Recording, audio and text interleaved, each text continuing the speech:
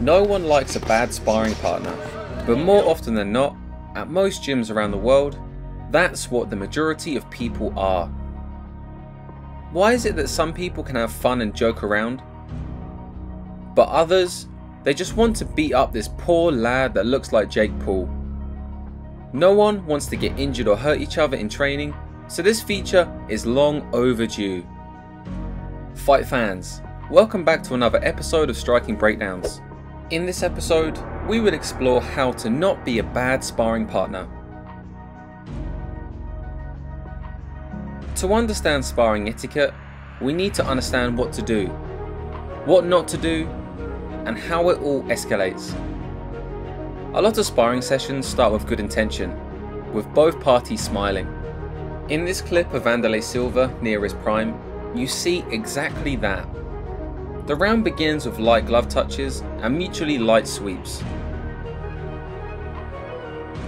But then all of a sudden, Wanderlei hits a heavier sweep. Then for some reason, he lands a blow that knocks the sparring partner off balance and sends him flying back. Everything is all good until the axe kick comes. And it should be obvious that an axe kick will trigger Wanderlei Silva, nicknamed the Axe Murderer. The moment the axe kick lands, Wanderlei's fight energy is fully activated. Wanderlei then chases his sparring partner through the crowd, even close to the mirror, and then goes for some hard ground and pound. So what really happened here? It was mutual escalation. Wanderlei hits a heavier sweep than necessary because he was being swept. Then he lands a hard cross out of nowhere. To respond, his opponent goes for head kicks and lands a fast axe kick, which got Wanderlei agitated, and alas, we have an escalated spar. These type of situations are how people get into gym fights. As Gandhi says, an eye for an eye will only make the whole world blind. Even the great Anderson Silva, who I'm a huge fan of, can escalate sparring in a similar manner. This session, for example, starts out moderately hard. Both of them are padded up, so it's likely that this is the end stages of fight camp. As his partner walks Anderson down, he tries to throw a big punch while jumping and shouting. This activates Anderson's fight energy, and he immediately reverses the position and goes for a flurry. Then the sparring partner lands a haymaker against Anderson's flurry, which compels the legend to throw a hard knee or head kick followed by a hard on-back elbow without elbow pads.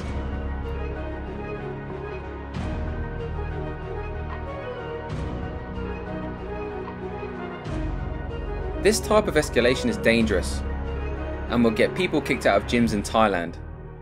When we go back to the clip with Spencer, otherwise known as the unfortunate Jake Paul of Muay Thai, who everyone wants to beat up, we can see that he got uppercut elbowed when doing a friendly flurry. This should not need to be said, but do not chuck an elbow in sparring without elbow pads. Any elbows thrown must be agreed upon. Throwing elbows or knees to the head instantly invites a gym war. It is also important to note that people shouldn't throw a spinning elbow or spinning back fist unless you have extraordinary control. That means you can throw it as a feint, but never actually come close to landing it. Landing it with strong power is a big no-no, and doing so will create a gym war escalation. Again, using Spencer as an example, he got spinning back fisted when going for a sweep. Due to Spencer's patience, it was all good until his partner threw a haymaker which landed flush. This fully lit up his fight energy, and Spencer had enough and went to war. So when is it somewhat okay to throw a spinning strike, such as a spinning back fist or spinning kicks? If there's a gigantic disparity in power, such as when a child or teenager goes with a pro fighter, they typically can't do too much damage. However, when it is thrown by a giant, even if the giant means well, it is not okay. Even if the intention is not to hurt someone, by not being thoughtful or careful, even an elite fighter can still get badly hurt. Using power with a significant size difference is bad etiquette. Throwing powerful combos with a spinning back fist is very dangerous in sparring. Spencer warns him to go easy, but the giant still throws an axe kick and a hard jumping punch. This is followed by another roundhouse into spinning hook kick, which is again a dangerous move. This is 3 dangerous sequences in a row, which calls for the round to be stopped. Remember that just because we don't intend to hurt our sparring partner, it's still our duty to take care of him. The Dutch are notorious for their hard sparring. They spar just like how they fight. Knees to the head are not off limits. Damn! When people are trading shots at near full power, hitting their partners into another pair of people without stopping, you know you're watching Dutch style sparring. Usually they take turns hitting each other with their guards up. In this way, they treat each other like heavy bags with full power. There usually isn't too much defense going on except for guard adjustments.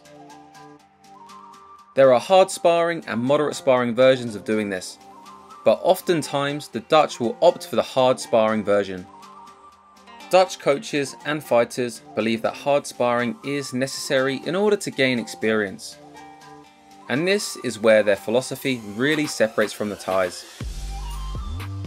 Thais believe in technical flow sparring, and that most of the time, hard sparring is unnecessary. This is what the greatest golden era coach of Muay Thai, head coach to Saenchai, Lerdzilla and Somrat Kamsing says about sparring. ตรงนี้เตะกันแรงที่หายเลยตัวนี้ มีสนับแข้ง อาจารย์ไม่เห็นด้วยไหม โอ้มาอาจารย์ไม่ชอบ ไม่ชอบ ไม่เอาแต่ถ้าเป็นครูมวยได้อยู่อย่างเราเนี่ยเราใส่เอาไว้เตะเด็ก ให้เขากลัวหรือว่า ให้คือเซฟตัวเราด้วยไงเซฟครูด้วยไงเตะเด็กก็ไม่เจ็บเด็กเตะเราก็มีสนับแข้งอยู่แต่ถ้าต่างคนต่างมีสนับแข้งมันมั่วกันทีนี้มันสายไปหมดเลยมันบางครั้งมันพลาดมามันเจ็บแต่ถ้าไม่มีสนับแข้งมันจะรู้จังหวะไหนจังหวะไหนเพื่ออันไหนเบาอันไหนแรงมันผ่อนได้ครับผมและลงนวมอะครับลงนวมก็ปกติหนึ่งถ้าลงนวมแรงๆมากไม่ดีนะอาจารย์มาลงนวมเวลาสปาร์ริ่งบ็อกซิ่งพวกต่อยกันแรงๆอาจารย์ไม่เห็นด้วยนี่เมาหมัดไม่ได้เลยเก็บเมาหมัดเฉยฝึกกามไม่ดีหรอโอ้มันไม่เกี่ยวขนาดนั้นหรอกครับผมใส่ฟันยางธรรมดาลงนวมธรรมดาเนี่ยแรงบ้างค่อยบ้าง We can draw examples of how various types of sparring that Saenchai had. Saenchai is the greatest striker of his era, and although he spars light or moderate intensity most of the time, he actually enjoys sparring hard sometimes. However, he will match the opponent if they go hard. In this clip, Saenchai spars with a hot-headed partner. Immediately he throws hard shots, which is bad etiquette.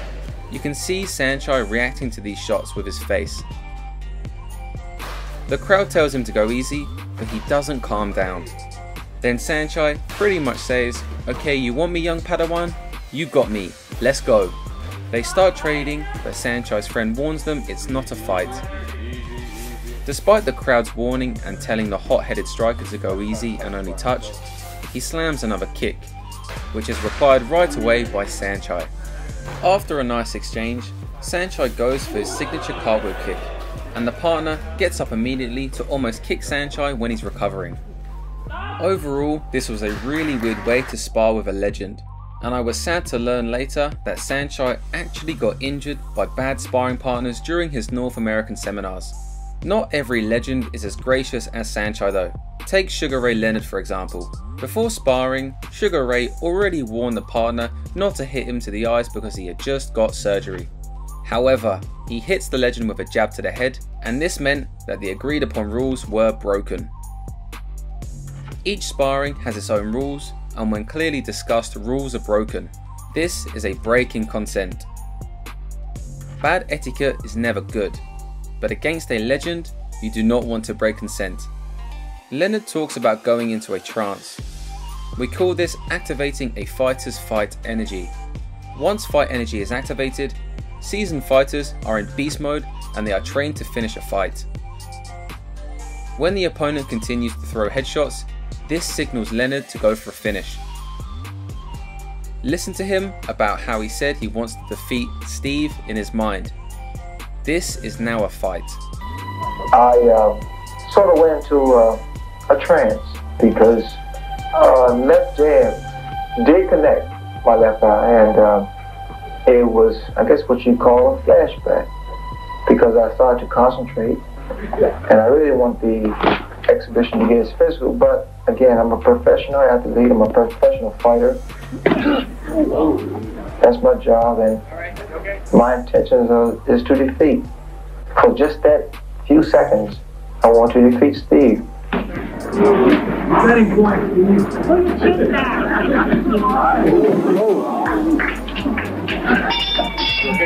The body shots are often the warning shots, and Steve is lucky that the legend chose to finish him to the body instead of to the head. Sparring is a consensual agreement. It's bad enough that etiquette is often broken against any sparring partner, but especially bad when it's against a legend. One of the best sparring etiquette clips is a legendary meeting that I helped set up.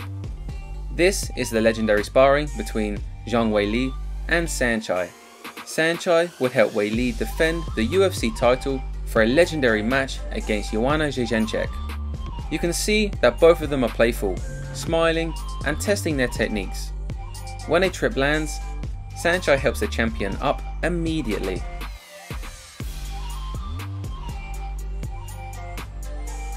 When Saenchai lands fantastic high kicks, Weili is in awe and admiring the technique rather than being offended or feeling a need to up the intensity.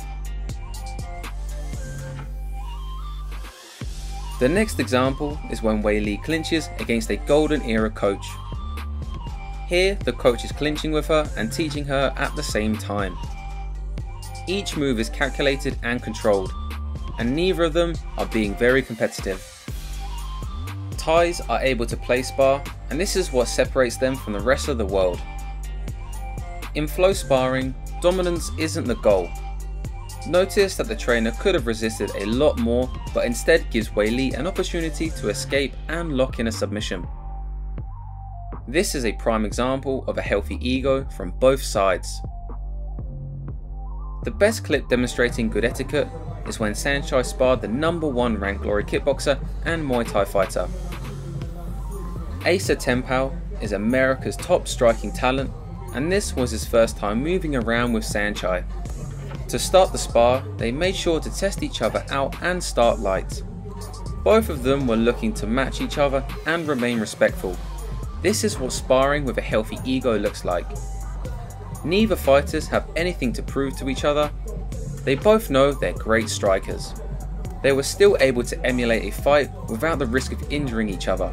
Notice how they flow with each other and keep the contact light while testing each other. When sparring with a legend, it is good etiquette to let them set the pace. Once sparring partners get a lot more familiar with each other, they will naturally understand what each other can handle without hurting each other. Then, both parties can safely escalate. Even if the partner lands a good shot, escalation is unnecessary. There's no need to come back at them hard. If you want to make a legend like Saenchai happy, copy his moves and use it back at them. As a general rule of thumb, when doing higher intensity sparring, we can go hard to the body, but it's important to remember to always control the shots to the head. Thailand striking coaches and fighters unanimously agree that hard sparring is unnecessary. However, do note that they fight very often, so you can make the case that they get their hard contact rounds through fighting itself. If you want to see what great fight prep sparring looks like in Thailand, take a look at the beautiful Sitjalfo twins. In their own words, they make sure that most of the shots can be defended by their partner. They want the shots to mostly land on the guard of the partner. They want to allow each to complete most of their techniques so it builds good form. Not constantly disrupting their partners allows clean technique to be practiced, while the partner also defends them without being injured. Both of them take turns trading shots and going into different styles. Active defense is used rather than static defense. There is a lot more footwork, parries and dodges, and kick checks when compared to their Dutch counterparts. When the Sitjalfo twins fight, they are able to fight exactly the way they spar. Is this the better way? We believe so. But more importantly, this is the way that naturally includes good sparring etiquette and a lot less injuries. We believe that the world of striking would be better if everyone understood sparring etiquette a little bit better. What are your thoughts on sparring etiquette? Are you in favour of hard sparring or flow sparring? Let us know in the comments. If you enjoyed this episode, make sure to watch another episode of Striking Breakdowns. I'm Lawrence Kenshin, and thank you for keeping our channel alive.